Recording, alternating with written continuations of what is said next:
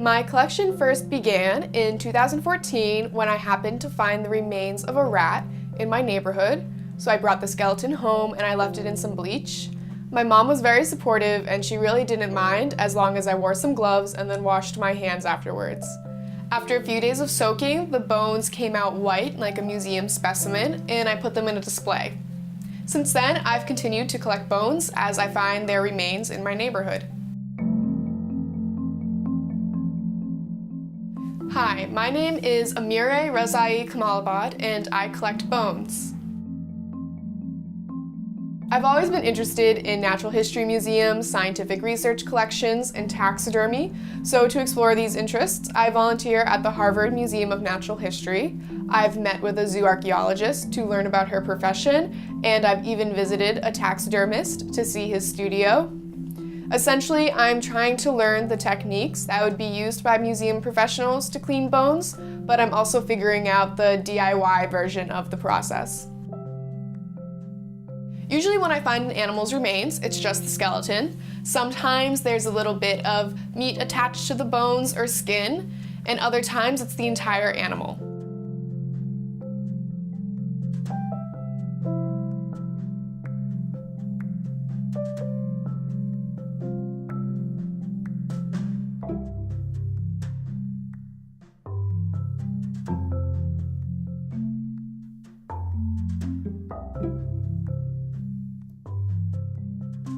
In this case, I'll soak the bones in water. It's a process called maceration, and it helps remove any meat or feathers or fur from the bones.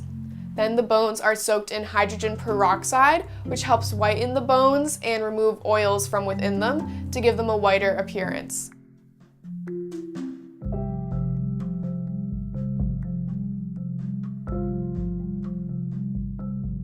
Following this, the bones are just left out to dry. To learn this process and other tips for cleaning bones, a big resource I've used is the website Jake's Bones. Jake is a teenager from the UK and he's been collecting and cleaning bones for years. But his website has a lot of tips and techniques that he's learned from his own process of research that can teach you how to clean bones yourself. As a homeschooler, I think it's especially interesting that I'm learning from another teenager and someone else who is conducting their own self-directed learning project. In my collection, I have many bits and pieces from different animal skeletons. I have the bones from a rat, an opossum, a goose, a pigeon, a seagull, and some other unidentified birds and animals.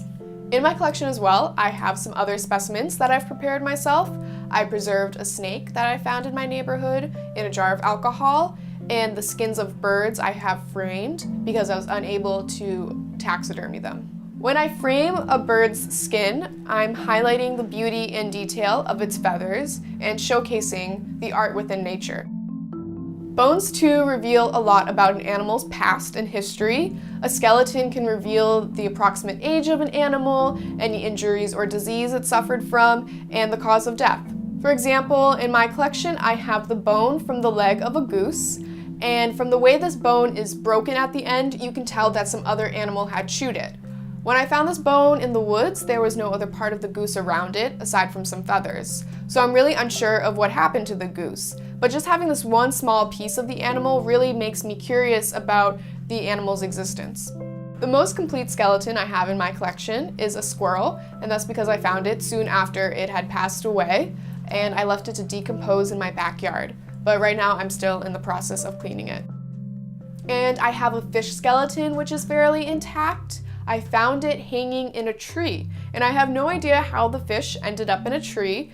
Maybe a person left it there, or an animal dragged it there, but it's really a mystery. And that's really my favorite part about collecting bones, is the mystery involved. Because when I find an animal's remains, I have no idea what happened to it, and I have so many questions. And while I don't always have the answers, just having that curiosity is very inspiring, and it leads me to a lot of other ideas that I want to research and explore. Outside of collecting bones, my artwork does tend to relate to scientific collections and research. I've spent a lot of time at the Harvard Museum of Natural History using their taxidermy mounts as practice for life drawing.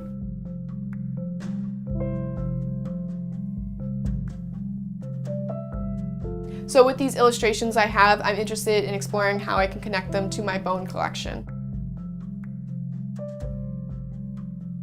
In some ways, the process of cleaning bones can be a little gross, and some might even say it's morbid.